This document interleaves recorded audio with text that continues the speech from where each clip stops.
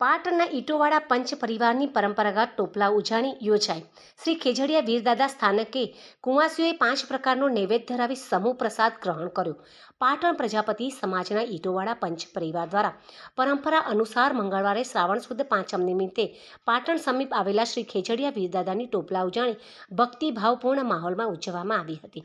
વર્ષોની પરંપરા અનુસાર પરિવારની કુંવાસીઓ દ્વારા પોતાના ઘરે શ્રદ્ધાભાવથી જારમાંથી વિવિધ પ્રકારના નૈવેદ્ય તૈયાર કરવામાં આવ્યા હતા। આ નૈવેદ્યમાં ઢૂંઢણ, લાપસી તેમજ રોટલી, ખીર અને અડદ મગની દાળના વડાનો સમાવેશ થયો હતો। કુંવાસીઓએ પોતાના નિવાસસ્થાનેથી ટોપલાઓમાં નૈવેદ્ય ગોઠવી ટોપલાઓને માથા પર ગ્રહણ કરી પગપાળા અનાવાડા સ્થિત શ્રી ખેજડીયા વીરદાદાના મંદિર પરિસર સુધી યાત્રા કરી હતી। કુંવાસીઓએ આ પરંપરામાં ભાગ લીધો હતો।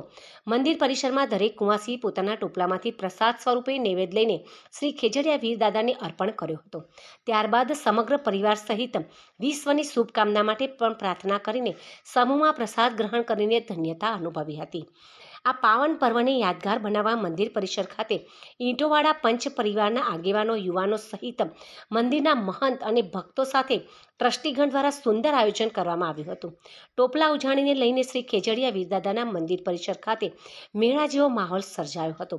નાના મોટા સૌએ આનંદ માણી ટોપલા ઉજાણીના પર્વને યાદગાર બનાવ્યો હતો।